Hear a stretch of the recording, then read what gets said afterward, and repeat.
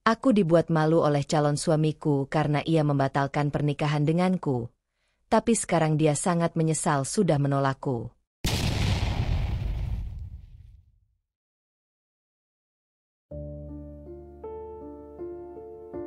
Namaku Aurel Fadhilah.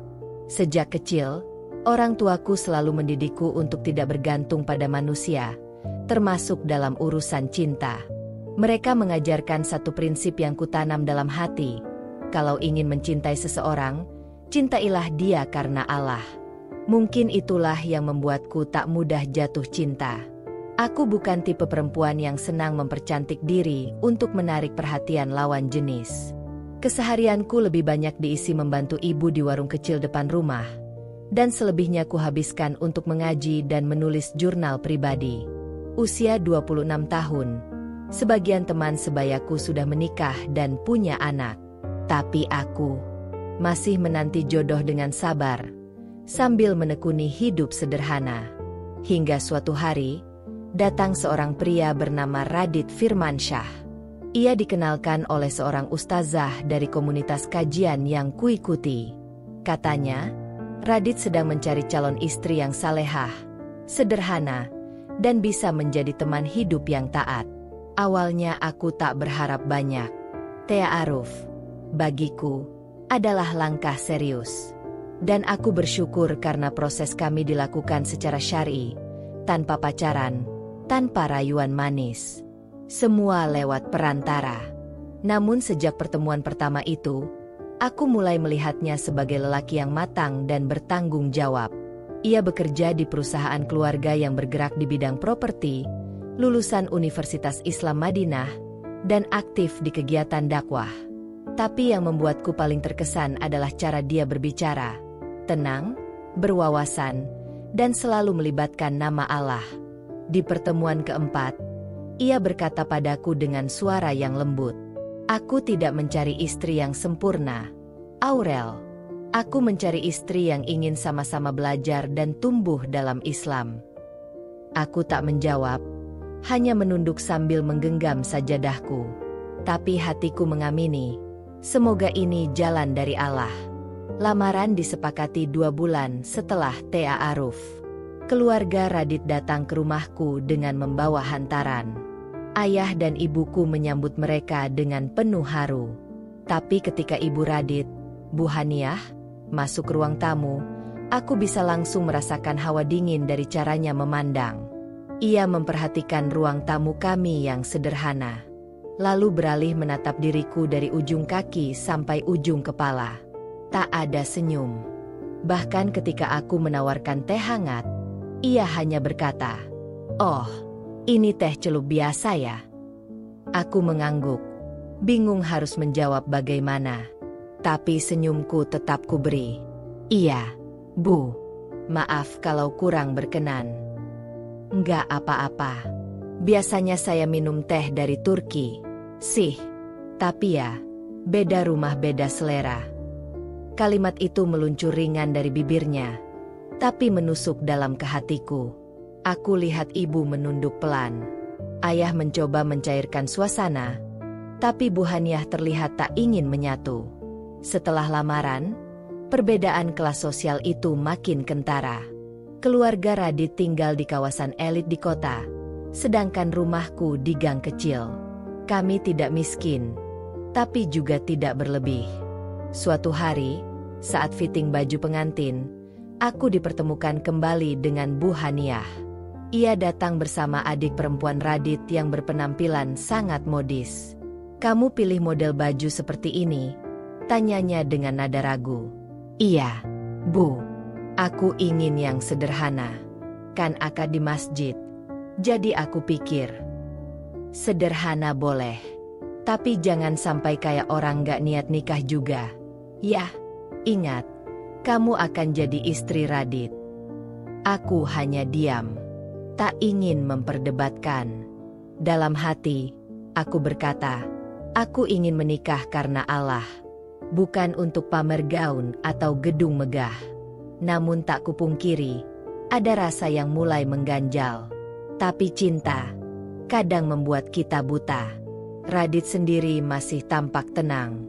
Setiap kali aku bercerita tentang ibunya, ia hanya berkata, "Maaf ya, Mama memang keras.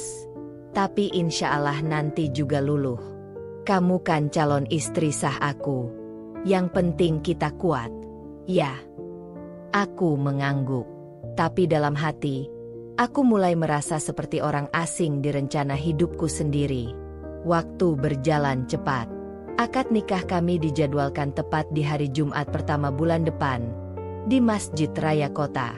Semuanya sudah disiapkan. Undangan, catering, souvenir, bahkan penginapan untuk keluarga besar Radit yang akan datang dari luar kota. Tapi beberapa hari menjelang hari H, aku mulai merasa sepi. Bukan karena rumahku yang tak ramai, melainkan karena Radit mulai jarang memberi kabar. Biasanya, meski kami menjaga komunikasi terbatas dan tidak intens karena mengikuti aturan ta'aruf, Radit tetap rutin mengirim pesan untuk menenangkan hatiku.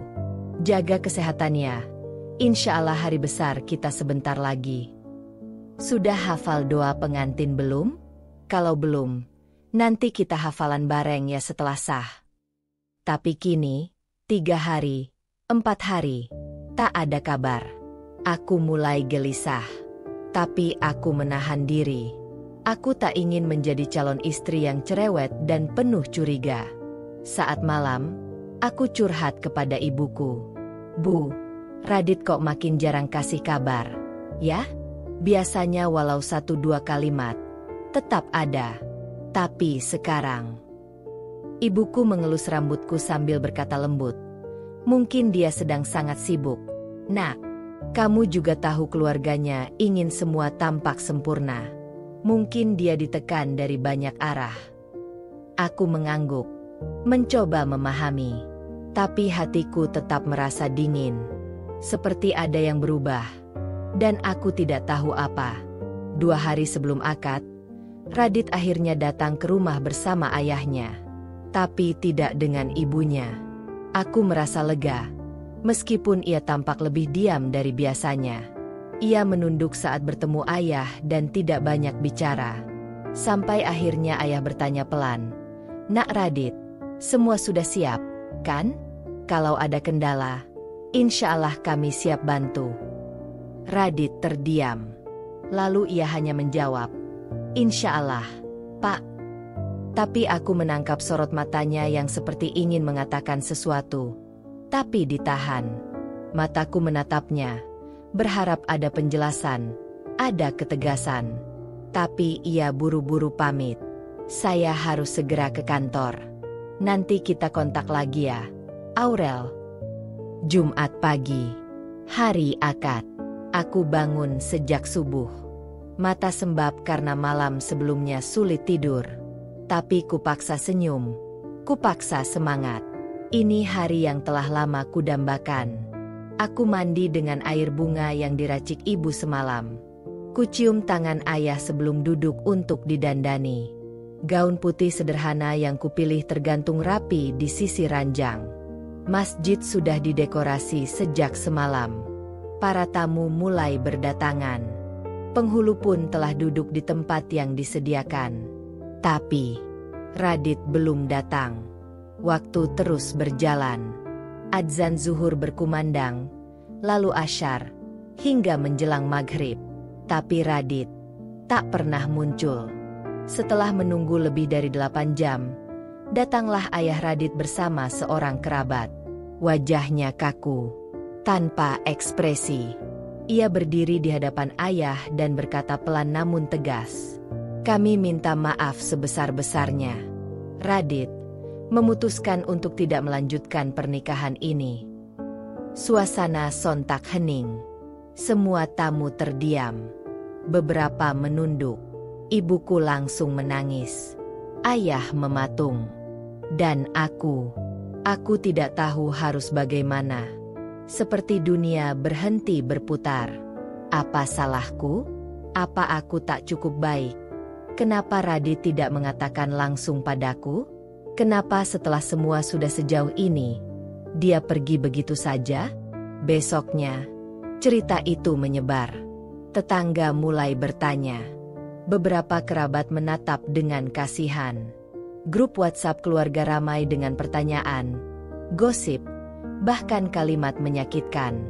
Calon pengantinnya lari ya? Apa mungkin keluarganya nggak setuju sama Aurel? Wajar sih, beda kelas. Aku hanya bisa diam, menutup diri, menghapus semua jejak foto dan persiapan yang pernah kulakukan. Hatiku hancur, tapi aku masih ingat kalimat ibu malam itu. Aurel, kamu boleh kecewa, tapi jangan sampai kamu menyalahkan Allah. Mungkin ini jalannya melindungimu dari sesuatu yang tidak kamu tahu. Dan dari sanalah niatku berubah. Dari seorang wanita yang ingin menjadi istri salehah, kini aku adalah wanita yang dipermalukan di depan banyak orang.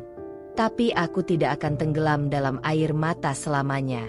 Aku akan bangkit. Dan aku akan membuat Radit menyesal telah menolak wanita yang mencintainya dengan tulus karena Allah.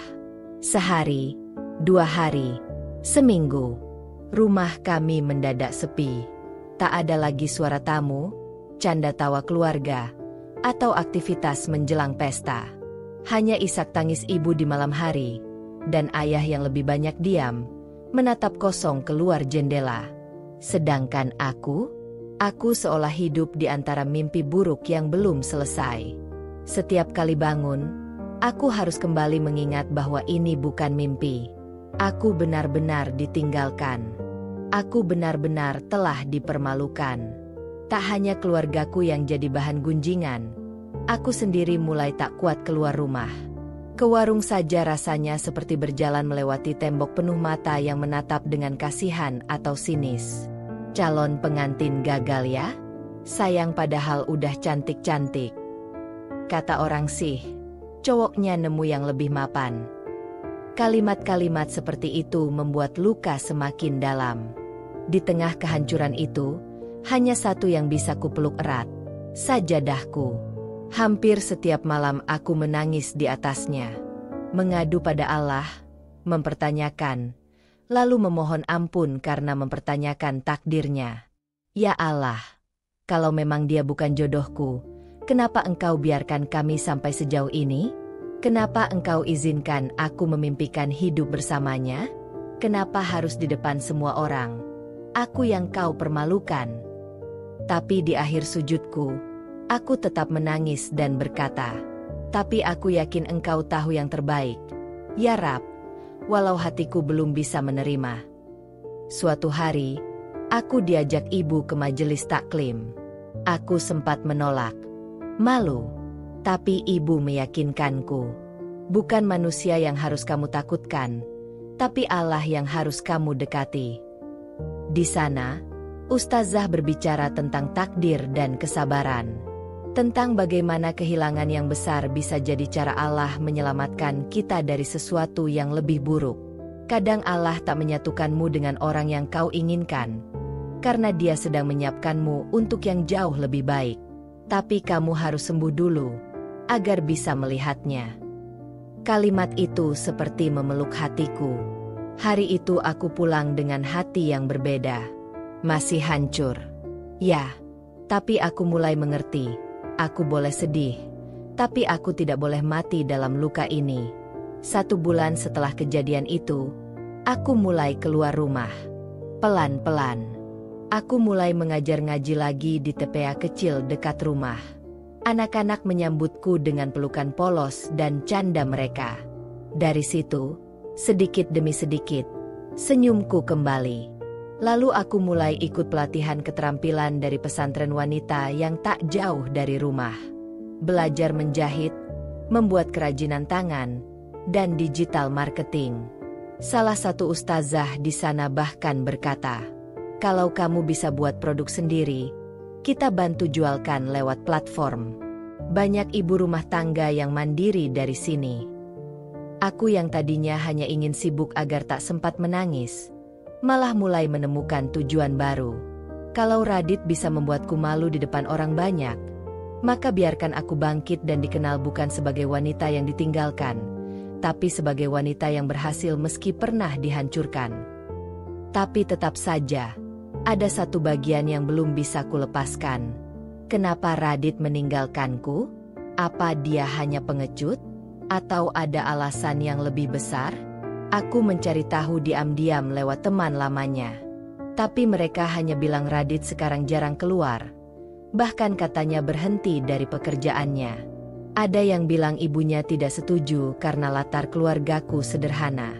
Ada juga yang bilang Radit sudah dijodohkan dengan wanita lain tak lama setelah membatalkan akad denganku. Hatiku remuk lagi mendengar itu. Tapi kali ini, aku tak menangis. Aku hanya menyimpan luka itu sebagai bahan bakar untuk langkah-langkahku berikutnya. 3 bulan kemudian, aku sudah membuka toko kecil di rumah. Menjual mukena bordir hasil buatanku sendiri. Tak disangka, pembelinya datang dari luar kota, bahkan luar pulau, karena aku aktif promosi lewat media sosial. Aku juga mulai diundang untuk menjadi pembicara kecil-kecilan, membagikan kisahku sebagai wanita yang ditinggalkan calon suaminya, namun bangkit dengan cara yang terhormat. Aku tidak ingin membalas dengan cara yang sama. Aku hanya ingin dia tahu bahwa wanita yang ia tinggalkan telah menjadi wanita yang lebih kuat dari yang ia kira. Waktu memang penyembuh, meski prosesnya panjang dan menyakitkan. Setahun setelah hari memalukan itu, nama Radit tak lagi mengguncang jiwaku seperti dulu. Toko mukena yang kujalankan dari rumah kini berkembang pesat. Aku bahkan sudah punya 2 karyawan tetap dan 1 ruangan khusus produksi. Aku juga mulai rutin menerima undangan sebagai narasumber di berbagai majelis wanita muda dan komunitas UMKM muslimah. Hari-hariku kini sibuk dan terisi. Luka di hati memang belum sepenuhnya hilang, tapi aku belajar berdamai dengan takdir. Sampai akhirnya, aku bertemu dengannya lagi. Hari itu, aku diundang membuka booth untuk memamerkan produk mukena bordir hasil tangan ibu-ibu binaanku dalam acara bazar di Masjid Raya Kota. Acaranya besar, dihadiri tokoh masyarakat, pengusaha lokal, bahkan wali kota. Aku berdiri di booth dengan senyum tulus, mengenakan gamis abu muda dan hijab yang menenangkan. Beberapa ibu-ibu muda datang bertanya, kagum dengan detail bordir mukena kami. Lalu, Aurel. Suaranya membuatku diam. Jantungku berdegup sedikit lebih kencang. Aku pelan-pelan menoleh. Dan benar, Radit. Laki-laki itu berdiri beberapa langkah dari bootku, dengan wajah yang tampak berbeda. Wajahnya lebih tirus, matanya sayu. Dulu ia tampil percaya diri, tegap, dan selalu rapi. Sekarang, ada semacam kegelisahan yang tak bisa disembunyikan. Dia mengenakan kemeja kusut, celana bahan yang tampak lama.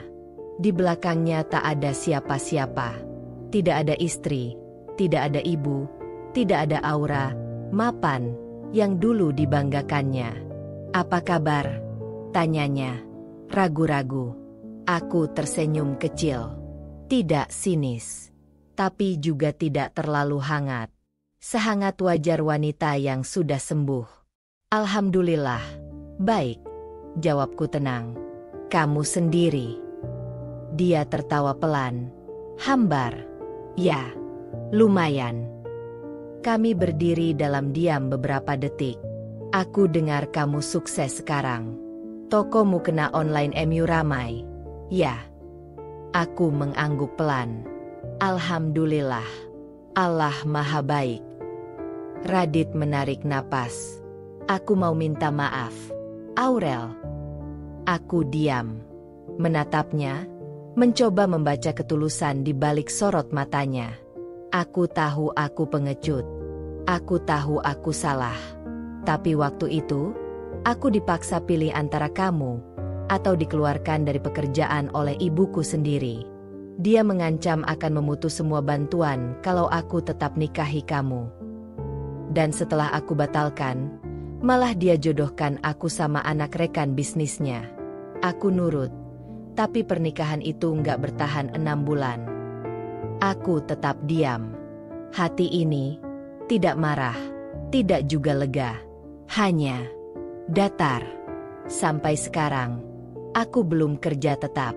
Rumah tanggaku gagal. Ibuku bahkan menyalahkanku atas semuanya.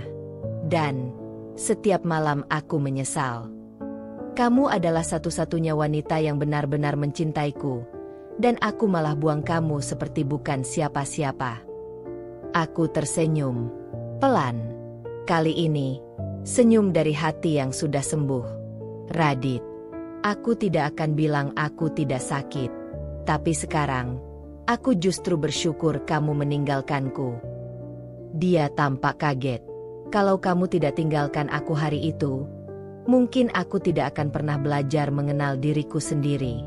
Tidak akan pernah tahu bahwa aku bisa berdiri sendiri, bisa bermanfaat untuk orang lain, dan bisa jadi lebih kuat. Aku menatapnya, tajam tapi tidak menyakitkan. Jadi, terima kasih. Karena dengan caramu yang menyakitkan, Allah menyelamatkanku dari hidup yang salah. Radit mengangguk, menunduk, dan menghapus matanya yang basah. Ia tak meminta kembali. Ia hanya berdiri di sana, menanggung beban yang dulu ia ciptakan sendiri. Aku tahu, aku tak pantas berharap kamu memaafkanku. Tapi aku harap, kamu bahagia, Aurel. Insya Allah, aku sudah bahagia, jawabku. Lalu aku melangkah kembali ke booth, menyapa ibu-ibu yang datang. Radit masih berdiri beberapa saat, sebelum akhirnya pergi, hilang di antara kerumunan. Pertemuan itu bukan untuk membuka kembali luka, tapi sebagai tanda bahwa aku benar-benar telah sembuh. Tapi hidup Aurel tak selesai sampai di situ. Beberapa minggu setelah acara bazar di Masjid Raya, aku menerima undangan dari Ustazah Muna, pengasuh pesantren tahfidz untuk anak yatim yang sering bekerja sama denganku dalam kegiatan sosial. Aurel, insya Allah bulan depan ada acara silaturahim nasional UMKM Muslimah.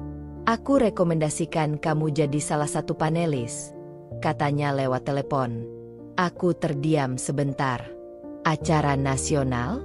Ustazah, saya takut belum pantas. La tahzan. Justru karena kamu pernah jatuh dan bangkit, kisahmu akan jadi motivasi. Banyak wanita butuh mendengar pengalamanmu. Aku pun akhirnya menyanggupi. Hari itu, aku mengenakan gamis polos warna mocha dan himar lebar. Lokasi acara sederhana, tapi suasananya penuh keberkahan. Saat tiba, aku disambut hangat oleh panitia. Sebelum naik ke podium, aku duduk di antara para narasumber lainnya. Di sebelahku duduk seorang pria berkemeja putih bersih, dengan wajah tenang dan teduh. Assalamualaikum, sapanya sopan. Waalaikumsalam, jawabku singkat. Namanya Akmal Ramadan, pengusaha bidang pertanian halal dan produk makanan organik. Ia juga aktif dalam berbagai kegiatan sosial, membina petani dan peternak kecil agar usahanya sesuai syariat. Saat dia naik ke podium, aku diam-diam tertegun. Cara bicaranya lembut, tidak memaksakan kesalehan, tapi syarat ketegasan dan kejujuran. Ia bicara tentang pentingnya bisnis yang tidak hanya untung, tapi juga berkah. Seusai acara, kami saling bertukar nomor. Awalnya, hanya seputar kerjasama antara tim produksi mukenaku dan kemasan organiknya. Tapi dari pesan-pesan singkat itu, percakapan berkembang jadi lebih luas. Tentang mimpi-mimpi, tentang luka lama, bahkan tentang bagaimana cara kita memandang jodoh. Aku percaya, jodoh yang datang tidak selalu lewat cinta pandangan pertama. Kadang, ia datang setelah kita benar-benar siap, dan hadir dalam bentuk ketenangan, tulisnya suatu malam. Aku membaca kalimat itu berkali-kali, dan tersenyum. Karena rasanya, aku tak perlu lagi dikejar-kejar oleh perasaan ingin membalas dendam. Aku hanya ingin tenang. 4 bulan setelah pertemuan pertama kami, Akmal datang bersama ibunya ke rumah. Ia tidak bertele-tele, tidak membawa rayuan. Hanya satu permintaan. Saya ingin menikah dengan Aurel. Insya Allah bukan untuk menyempurnakan hidup saya, tapi agar kita bisa menyempurnakan ibadah bersama. Ibuku menangis. Aku menunduk. Hatiku bergetar. Ini jauh dari kisah cinta penuh drama seperti dalam novel. Tapi justru karena kesederhanaannya, aku merasa aman. Hari pernikahanku dengan Akmal diadakan di masjid kecil yang sederhana. Hanya dihadiri keluarga, beberapa sahabat, dan anak-anak yatim yang dulu sering kubina. Tak ada pesta mewah, tak ada sorak-sorai, tapi hatiku damai. Saat ayahku mengucapkan ijab, aku menggenggam tanganku erat. Air mata jatuh, bukan karena luka, tapi karena akhirnya Allah benar-benar menggantikan sesuatu yang pernah hilang dengan sesuatu yang jauh lebih baik. Aku, Aurel, wanita yang pernah ditinggalkan di hari pernikahannya, yang dulu merasa hidupnya runtuh karena dihina, diabaikan, dan dijatuhkan. Tapi kini, aku tahu bahwa penolakan itu bukan akhir, justru awal dari takdir yang jauh lebih indah. Dan balasan Allah selalu sesuai dengan luka yang pernah kita tanggung. Bahkan lebih baik, lebih tinggi, lebih berkah. 2 tahun setelah pernikahan dengan Akmal, hidupku terasa benar-benar berbeda. Bukan karena aku menikah dengan pria sempurna, bukan karena materi, bukan pula karena status sosial, tapi karena aku mulai merasa cukup. Aku berdamai dengan masa lalu. Aku mencintai diriku sendiri, bukan dari penampilan luar, tapi karena aku tahu nilainya di hadapan Allah. Wajahku pun, kata orang-orang, tampak lebih bersinar, lebih segar, lebih cantik. Mungkin karena aku tak lagi menyimpan amarah, atau mungkin karena aku benar-benar bahagia. Aurel sekarang beda. Ya, makin ayem aja liatnya. Padahal dulu kamu sempat hancur banget, ujar Laila, teman lamaku saat reuni komunitas muslimah entrepreneur. Aku hanya tersenyum. Allah Maha membolak-balikan hati. Dulu aku penuh luka, sekarang penuh syukur. Aku sering diundang menjadi pembicara untuk talk show kewanitaan, sharing session muslimah muda, dan mentoring bisnis syariah. Bukan karena aku paling hebat, tapi mungkin karena mereka melihat aku pernah jatuh dan bangkit. Banyak yang datang diam-diam hanya untuk bertanya, "Kak Aurel, gimana caranya bisa kuat waktu ditinggal?" "Kak, aku malu.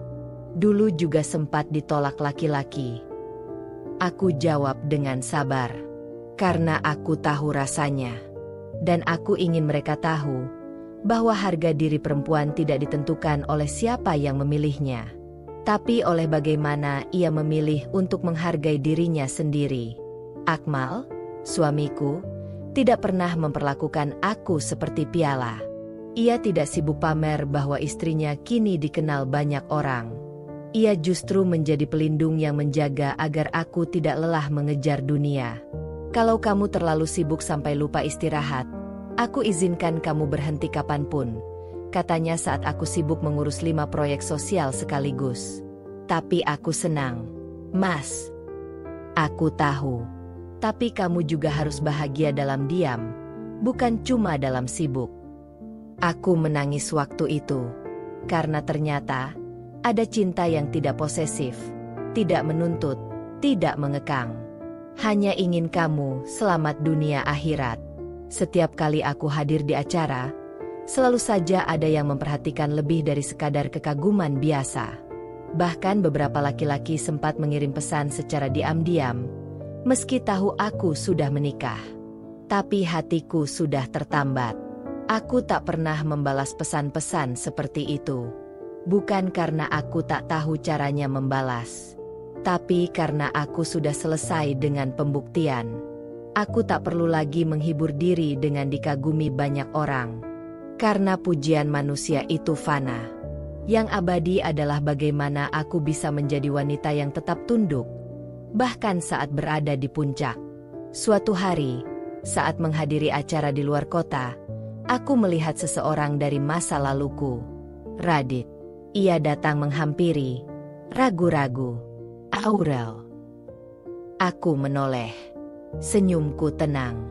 Assalamualaikum, Mas Radit. Ia terlihat kikuk. Waalaikumsalam. Senang bisa ketemu. Semoga sehat selalu ya, Mas. Aku menunduk hormat lalu pamit.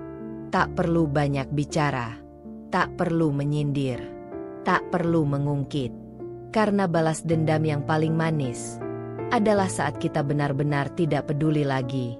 Dan entah kenapa, aku tahu, kali ini, akulah yang menatapnya dengan rasa iba. Bukan sebaliknya. Aurel yang dulu hanyalah gadis yang ingin dicintai. Aurel yang sekarang adalah wanita yang mencintai dirinya sendiri karena tahu ia dicintai Allah. Dan itu membuatnya lebih cantik dari apapun yang bisa dilihat mata. Ketika hatimu bersih, wajahmu akan bersinar. Ketika hatimu ikhlas, hidupmu akan lapang. Dan saat itu terjadi, kamu tidak akan butuh siapapun untuk membuatmu merasa cukup. Radit berdiri kaku di pelataran masjid tempat seminar muslimah itu diselenggarakan. Tangan kanannya masih menggenggam tas kerja, tapi matanya kosong, tatapannya menggantung ke arah tanah. Hatinya seperti baru saja ditampar oleh takdir. Aurel, perempuan yang dulu sempat ia tolak, dengan cara paling menyakitkan. Di hari pernikahan mereka, di hadapan keluarga besar, di depan para tamu undangan, hanya karena keyakinannya goyah. Dan tadi, ia kembali melihatnya. Berubah, tapi tak berubah. Tetap anggun, tetap ramah. Tapi kini lebih bercahaya, lebih kuat, lebih tidak tergapai. Assalamualaikum, Mas Radit. Suaranya tadi masih terngiang di telinga Radit. Biasa, ringan, penuh kedewasaan. Tapi justru itulah yang menyayat hatinya. Karena Aurel menyapanya tanpa sedikit pun luka di matanya. Seakan dirinya sudah lama diikhlaskan. Sepulang dari acara itu, Radit duduk diam di atas sajadah, menatap jam dinding, lalu mengalihkan pandang ke rak buku. Masih ada mushaf yang dulu diberikan Aurel padanya, lengkap dengan tulisan tangan kecil.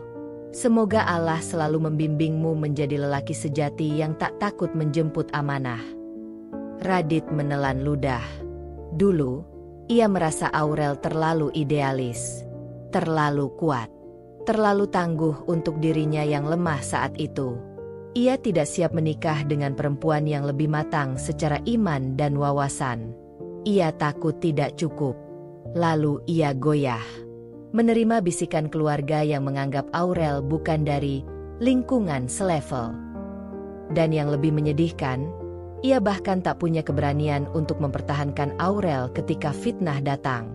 Radit, dia terlalu keras. Terlalu dominan. Kamu laki-laki, masa mau dipimpin istri? Begitu ucapan salah satu tante sepupunya dulu. Dan Radit, bodohnya, mengiyakan. Kini, Radit memang sudah menikah. Dengan pilihan keluarganya. Seseorang yang cantik, lemah lembut, dan penurut. Tapi hatinya sering merasa kosong. Mereka tinggal serumah, tapi sering terasing. Aku nggak ngerti kamu, Dit. Begitu kata istrinya beberapa minggu lalu. Kamu sering diam, bahkan waktu kita berdua aja. Dan memang benar. Karena sebagian hatinya masih tertinggal di hari itu. Hari yang seharusnya menjadi hari kebahagiaan Aurel, tapi ia rusak sendiri dengan egonya. Beberapa malam setelah pertemuan itu, Radit iseng membuka media sosial Aurel. Ia menemukan halaman yayasan pendidikan yang Aurel dirikan. Ia membaca caption demi caption yang penuh makna. Terkadang dibumbui ayat Al-Quran atau kutipan para ulama. Radit menyadari, Aurel bukan hanya bertahan. Ia tumbuh, berkembang, dan kini menginspirasi. Sementara ia Ia masih bertanya-tanya tentang kebahagiaannya sendiri. Di sepertiga malam, Radit akhirnya sujud lama. Pertama kalinya sejak sekian lama ia menangis. Ya Allah, aku tahu dia bukan jodohku. Tapi izinkan aku mengakui bahwa aku yang salah. Aku tidak hanya menyakitinya, tapi aku juga menyia-nyiakan nikmat MU. Air matanya jatuh. Bukan karena Aurel tidak bersamanya, tapi karena ia menyadari dia bukan kehilangan Aurel, tapi kehilangan versi terbaik dari dirinya sendiri yang dulu Aurel lihat. Radit tahu, ia tak bisa meminta Aurel kembali. Bukan karena ia tidak layak, tapi karena pintu itu sudah ditutup dengan takzim, dengan doa yang baik. Ia tidak berhak lagi mengusik perempuan yang telah bangkit, tumbuh, dan kini bahagia dengan seseorang yang mampu menjaga cintanya dalam naungan iman. Tapi setidaknya, ia bisa mendoakannya. Ya Allah, bahagiakanlah dia. Karena kini aku tahu, aku bukan bagian dari takdir baiknya. Malam itu hujan turun deras. Langit seolah ikut menangisi apa yang tengah dirasakan Radit. Di dalam kamarnya yang temaram, ia duduk bersandar di dinding, menatap kosong ke arah jendela yang berembun. Istrinya sudah tertidur lebih dulu, lelah setelah seharian bertengkar soal hal-hal sepele. Tapi Radit belum bisa memejamkan mata. Di tangannya, ia menggenggam sebuah foto. Bukan foto Aurel, tapi foto undangan pernikahan mereka yang dulu sempat ia simpan diam-diam. Undangan yang tak pernah sempat dibagikan, yang pada akhirnya hanya menjadi kenangan pahit yang selalu membuatnya sesak. Kenapa aku sebodoh itu? Gumamnya pelan, nyaris tak terdengar. Air matanya jatuh. Bukan karena marah pada Aurel, tapi marah pada dirinya sendiri. Karena ia tahu, ia yang menghancurkan segalanya. Hari-harinya kini terasa hampa. Ia pergi kerja, menyelesaikan tugas-tugas kantor, tapi pikirannya melayang. Hatinya sering dihantui rasa bersalah yang muncul tanpa aba-aba. Bahkan saat sedang berbincang dengan orang lain, tiba-tiba bayangan wajah Aurel muncul begitu saja. Aurel yang dulu sederhana. Aurel yang dulu selalu mengingatkan untuk salah tepat waktu. Aurel yang selalu sabar mendengarkan curhatannya. Aurel yang dulu ia remehkan, lalu ia sakiti. Dan sekarang, Aurel telah menjadi perempuan yang luar biasa. Dipuji banyak orang, didoakan banyak hati, dan lebih dari itu, dicintai oleh lelaki yang menghargainya sebagai amanah Allah. Sementara Radit, ia tak punya siapa-siapa untuk berbagi hati. Suatu malam, ia duduk sendiri di musala kecil rumahnya. Hanya ditemani suara hujan yang mengguyur atap dan suara azan Isya dari kejauhan. Setelah salat, ia duduk lama. Tangan kanannya menggenggam tasbih. Mulutnya lirih beristighfar. Ya Allah, ampunilah aku. Aku terlalu bodoh karena menolak nikmat MU. Tangisnya pecah, bukan lagi karena rindu pada Aurel, tapi karena sakit hati pada dirinya sendiri yang tak tahu cara menghargai. Kenapa aku nggak bisa bahagia seperti dulu? Kenapa aku selalu merasa ada yang kosong, bahkan ketika aku mencoba tertawa? Ia tahu jawabannya, karena di lubuk hati terdalam, ia sadar, ia tidak pernah benar-benar melupakan Aurel.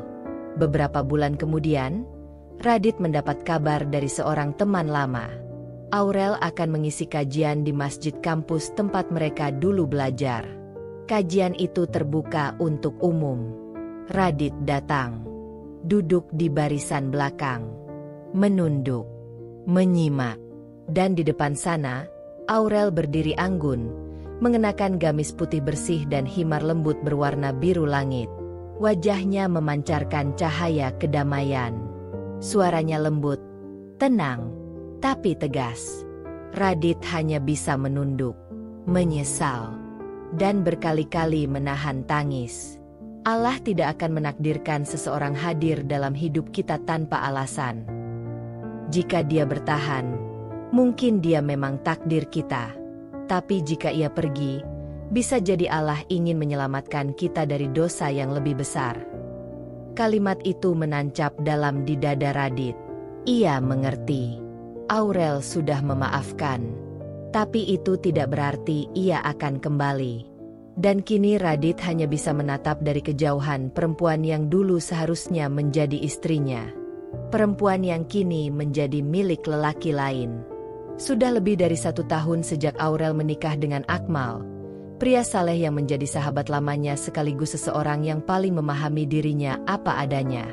Pernikahan mereka bukan hanya menyatukan 2 insan, tapi juga 2 jiwa yang sama-sama pernah merasakan luka dan memilih untuk saling mengobati dalam jalan yang diridai Allah. Aurel kini aktif mengisi kajian muslimah, menjalankan bisnis busana syari, dan juga membimbing adik-adik yatim dalam program beasiswa pendidikan yang ia rintis bersama Akmal. Mereka bahu-membahu membangun rumah tangga yang berlandaskan iman, komunikasi, dan saling menghargai. Aurel semakin memesona. Bukan hanya dari penampilan, tapi dari akhlak dan kematangan jiwanya. Radit yang dulu penuh gengsi kini berubah.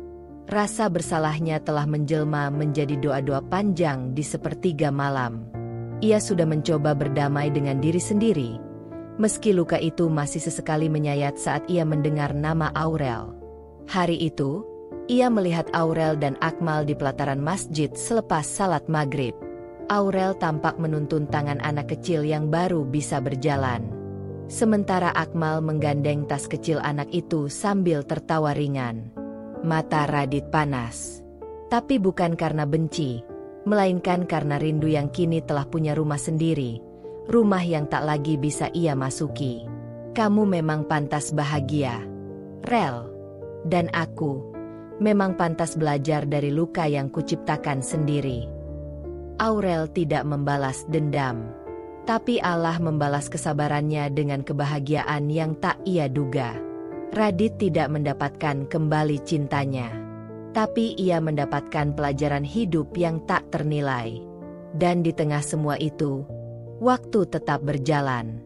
Menjadi saksi bahwa takdir Allah selalu lebih indah daripada rencana manusia. Engkau meninggalkanku karena raguku tak cukup indah bagimu. Tapi Allah memberiku Akmal, seseorang yang mencintaiku karena keyakinan, bukan keraguan. Teman-teman, dalam hidup ini, kita mungkin pernah merasa dipermalukan, ditolak, atau disia-siakan oleh orang yang kita percaya. Tapi ingatlah satu hal, penolakan manusia bukan akhir dari segalanya. Justru bisa menjadi jalan menuju takdir Allah yang jauh lebih indah. Jangan pernah membalas luka dengan dendam. Balaslah dengan prestasi. Dengan menjadi versi terbaik dari dirimu. Dengan menunjukkan bahwa kamu tidak hancur. Kamu justru tumbuh. Dan jika hari ini kamu masih terluka, tenanglah. Luka itu tidak sia-sia. Allah Maha melihat setiap air mata yang kamu sembunyikan. Yakinlah, bahagia itu sedang dijahit rapi oleh tangannya. Tinggal tunggu waktu, dan kamu akan memakainya dengan bangga. Jangan lupa like, komen, dan subscribe agar kamu nggak ketinggalan kisah-kisah inspiratif lainnya. Klik tombol loncengnya juga, supaya tiap kali cerita baru hadir, kamu jadi orang pertama yang mendengarnya. Karena siapa tahu, cerita berikutnya adalah tentang kamu. Sampai jumpa di kisah selanjutnya. Wassalamualaikum warahmatullahi wabarakatuh.